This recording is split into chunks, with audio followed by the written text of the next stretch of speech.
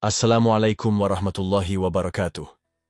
Ada satu dosa yang tak butuh waktu lama untuk dibalas. Dosa ini tidak menunggu proses hisab, tidak perlu menanti azab di neraka, dan tak perlu campur tangan malaikat Zabaniyah.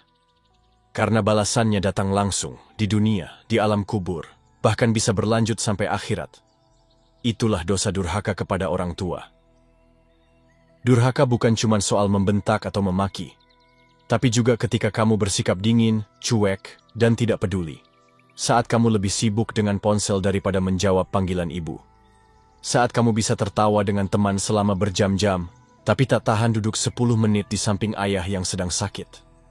Saat kamu merasa mereka cuma beban, bukan berkah. Padahal dari rahim ibumu kamu lahir. Dari peluh ayahmu kamu tumbuh. Mereka rela lapar agar kamu kenyang, rela lelah agar kamu bisa tidur tenang. Tapi saat mereka menua dan butuhmu, kamu justru menjauh, menghindar, dan merasa terganggu. Dan yang lebih tragis, kamu merasa itu hal biasa. Allah tidak memandang remeh dosa ini. Bahkan dalam satu hadis, Rasulullah bersabda bahwa keridaan Allah tergantung pada ridha orang tua, dan murka Allah tergantung pada murka mereka. Kubur bukan tempat istirahat bagi anak yang durhaka. Itu awal dari kehinaan yang panjang. Di sana, jasadmu bisa dihimpit sampai hancur. Ruhmu bisa menjerit tanpa jeda. Karena kamu mengabaikan dua manusia yang seharusnya jadi pintumu ke surga. Tapi malah kau perlakukan seperti beban hidup. Dosa besar yang mengundang azab segera. Durhaka kepada orang tua bukan sekadar dosa kecil yang bisa disapu bersih hanya dengan istighfar. Ini adalah dosa besar yang balasannya disegerakan. Bahkan sebelum hari kiamat tiba, siksaannya sudah mulai terasa di dunia ini, di kehidupan sehari-hari yang terlihat biasa saja tapi penuh azab tersembunyi. Rasulullah Shallallahu Alaihi Wasallam bersabda, dua dosa yang disegerakan balasannya di dunia, kezaliman dan durhaka kepada orang tua. Hadis riwayat Tirmidzi. Ini bukan ucapan biasa, ini peringatan. Kalau hidupmu terasa sempit, rezeki mampet, masalah datang bertubi-tubi, jangan langsung salahkan nasib. Bisa jadi, ada orang tua yang kamu cuekin, ada suara ibu yang pernah kamu tinggikan, ada ayah yang kamu abaikan saat dia butuhmu. Durhaka bukan selalu tentang membentak, tapi bisa sekadar dari ekspresi wajah, nada bicara, atau hati yang berat untuk berbuat baik. Enggan menemani, lebih sibuk dengan teman daripada menyempatkan waktu untuk orang tua, atau merasa terganggu saat mereka meminta tolong, itu semua bentuk kedurhakaan yang sering tidak disadari. Padahal dalam Al-Quran, Allah menyandingkan perintah beribadah kepadanya dengan perintah untuk berbuat baik kepada kedua orang tua. Dan Tuhanmu telah memerintahkan agar kamu tidak menyembah selain Dia, dan hendaklah kamu berbuat baik kepada ibu bapakmu dengan sebaik-baiknya. Quran Surat Al-Isra ayat 23. Itu artinya, posisi orang tua bukan nomor 2, tapi nomor 1 setelah Allah. Kalau kamu gagal di sini, amal yang lain pun jadi dipertanyakan. Maka jangan heran jika kubur bagi mereka yang durhaka tidak jadi tempat istirahat, tapi awal dari azab panjang. Hidup gelap, mati sempit, dan akhiratnya jauh dari ampunan. Semua itu bukan karena Allah zalim, tapi karena kamu yang menantang perintahnya dengan cara paling kejam, menyakiti mereka yang paling berjasa dalam hidupmu. Kubur menjadi penjara yang menghancurkan. Banyak orang berharap kematian akan menjadi awal dari ketenangan. Mereka membayangkan kubur sebagai tempat istirahat terakhir, setelah letih menjalani kehidupan dunia. Tapi itu hanya berlaku untuk orang-orang yang disayang Allah, bukan untuk mereka yang hidupnya dipenuhi dosa besar, terutama dosa durhaka kepada orang tua. Bagi anak-anak yang tega menyakiti, membentak, mengabaikan, atau bahkan mempermalukan orang tuanya, kubur bukan tempat istirahat, tapi tempat penyiksaan, bukan ruangan lapang dengan cahaya, melainkan liang sempit yang menghimpit dari segala arah. Bahkan seorang ahli ibadah, jika durhaka pada orang tuanya, bisa merasakan siksaan yang tidak tertahankan begitu tubuhnya masuk ke alam barzakh. Pernahkah kita merenung, seandainya kita mati malam ini, bagaimana kondisi kita di dalam kubur? Apakah ibu kita sudah kita bahagiakan? Apakah ayah kita sudah kita ringankan bebannya? Atau justru kita masih membebani mereka, mengangkat suara di depan mereka, menyepelekan nasihat mereka, merasa diri lebih pintar hanya karena sudah kerja, kuliah, atau tahu dalil? Kubur tidak peduli dengan pencapaian dunia. Ia hanya peduli pada bagaimana hubunganmu dengan Tuhan dan dengan orang tuamu. Jika kedua hubungan ini rusak, maka bersiaplah. Kubur akan menjadi tempat pertama yang mencabik-cabik jasadmu dan membungkammu dalam kesakitan panjang yang tak bisa dijelaskan dengan kata-kata. Dan ingat, di sana kita sendirian. Tidak ada orang tua yang membela, tidak ada teman yang menghibur, tidak ada layar ponsel untuk mengalihkan perhatian. Hanya dirimu dan hasil dari apa yang telah kamu lakukan. Jika yang kamu tinggalkan di dunia adalah air mata orang tua karena kelakuanmu, maka yang akan menyambutmu di kubur adalah azab yang lebih pedih daripada rasa bersalah itu sendiri. Tangisan orang tua yang menggiring azab. Tangisan orang tua bukanlah suara biasa. Ia bisa menembus langit dan mengguncang arsinya Allah. Saat seorang ibu menangis karena anaknya, atau seorang ayah menghela napas panjang karena kelakuan darah dagingnya sendiri, maka jangan anggap itu hanya urusan keluarga. Itu adalah pintu azab yang terbuka lebar. Dalam sebuah atsar disebutkan, tangisan orang tua karena anaknya termasuk sebab turunnya kemurkaan Allah. Bayangkan, hanya karena satu ucapan yang menyakiti hati mereka, atau satu sikap yang menorehkan luka dalam, kita bisa membuka pintu malapetaka yang tidak tertutup meski 1000 kali minta maaf. Berapa banyak anak yang merasa dirinya baik, aktif dalam kegiatan agama, tampil islami di media sosial, tapi lupa bahwa air mata ibunya lebih jujur dari semua pencitraan itu. Berapa banyak yang gagal menyadari bahwa suara lirih seorang ayah di malam hari, yang mendoakan dengan kekecewaan, jauh lebih kuat dampaknya daripada ribuan komentar netizen? Kamu mungkin bisa menipu manusia, tapi kamu tidak bisa menipu doa dan air mata orang tua.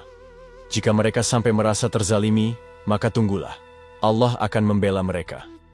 Dan pembelaan Allah itu bukan main-main. Apalagi doa dari orang tua, terutama ibu.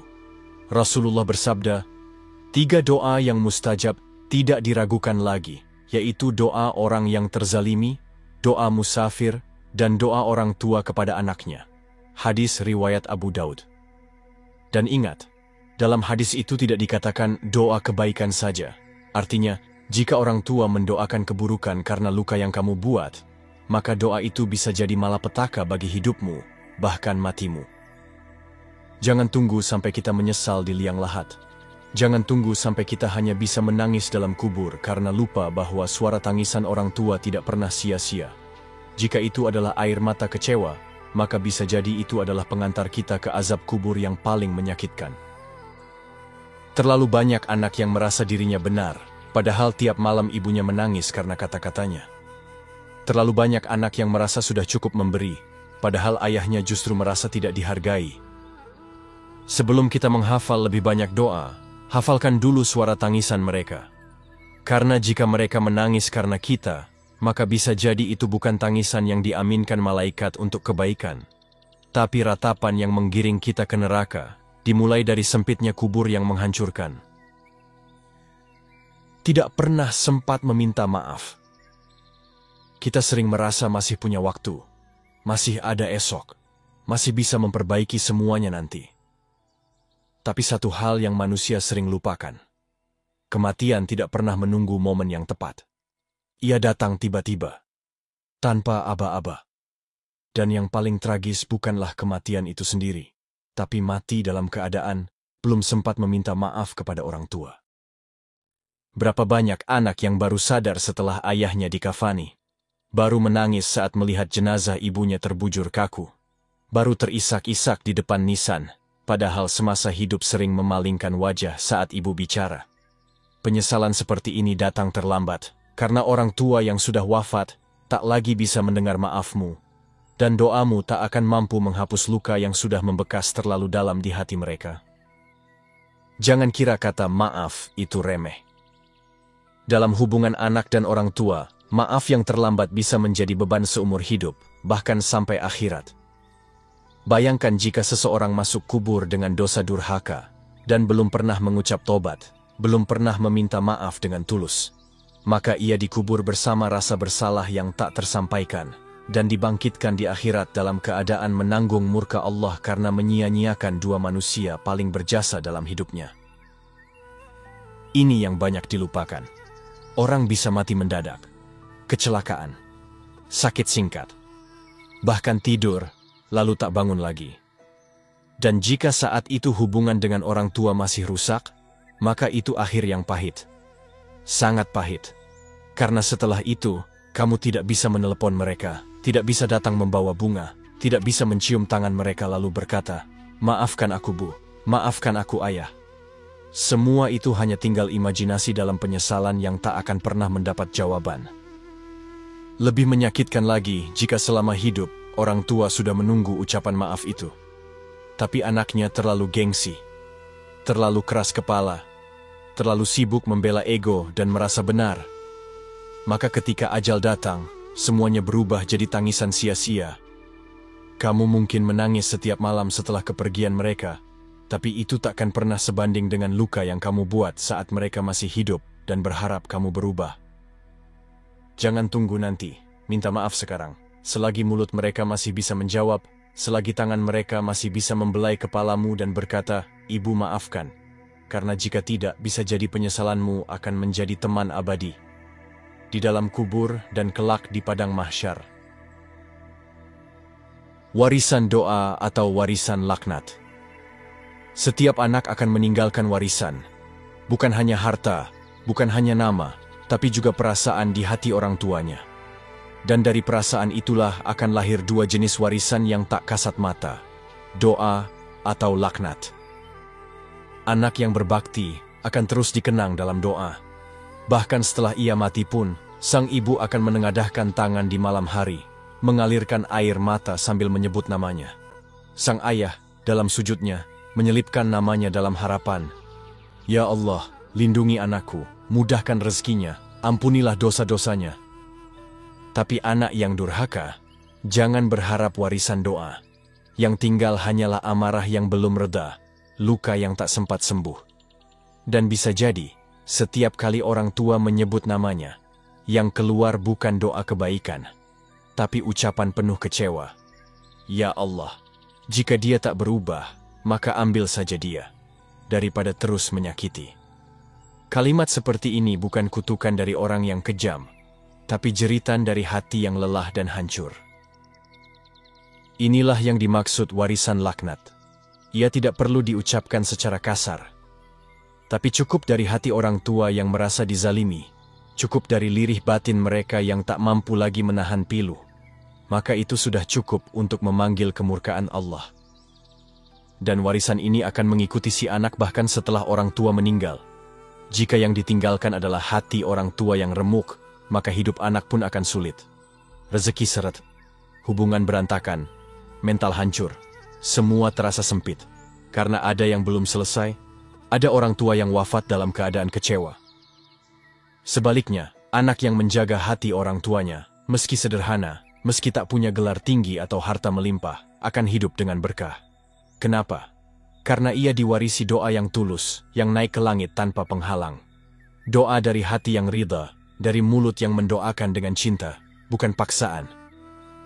Kita harus bertanya pada diri sendiri, ketika kita mati nanti, warisan apa yang akan mengikut kita ke alam kubur? Doa tulus dari ibu yang terharu, atau laknat diam dari ayah yang kecewa, karena keduanya tidak sama. Yang satu akan menjadi cahaya dalam gelapnya kubur. Yang satu lagi akan menjadi api yang membakar dari dalam tanah. Kematian tidak akan menunggu kamu berubah. Kubur tidak akan menawar harga dari dosa durhaka. Dan malaikat tidak akan memberi kesempatan kedua untuk minta maaf setelah nyawa sampai di tenggorokan. Jadi kalau hari ini kamu masih hidup, masih bisa mendengar suara ibu, masih bisa melihat ayah berjalan, itu bukan kebetulan. Itu peringatan. Peringatan dari Allah bahwa waktumu hampir habis. Jangan tunggu esok, jangan tunggu lebaran, jangan tunggu saat sudah sukses, karena bisa jadi kamu tidak akan sampai ke sana. Minta maaf hari ini, peluk mereka hari ini, rendahkan egomu hari ini, karena di akhirat nanti, Bukan kamu yang memilih siapa yang memaafkanmu, tapi mereka. Dan kalau mereka kecewa, Allah pun murka. Jika hari ini kamu masih merasa biasa saja, meski sudah menyakiti orang tuamu, itu bukan tanda kamu hebat. Itu tanda hatimu sudah mulai mati. Maka bangunkan jiwamu, paksa dirimu untuk sadar. Karena kubur bukan tempat yang ramah bagi anak-anak durhaka. Dan kalau kamu sayang hidupmu, sayang akhiratmu, sayang nyawamu, maka mulailah dengan satu langkah kecil, minta maaf. Sebelum kamu benar-benar tidak sempat lagi. Jika video ini menyadarkanmu, jangan lupa untuk like, subscribe, dan bagikan ke orang-orang terdekat. Sampai jumpa di video berikutnya. Wassalamualaikum warahmatullahi wabarakatuh.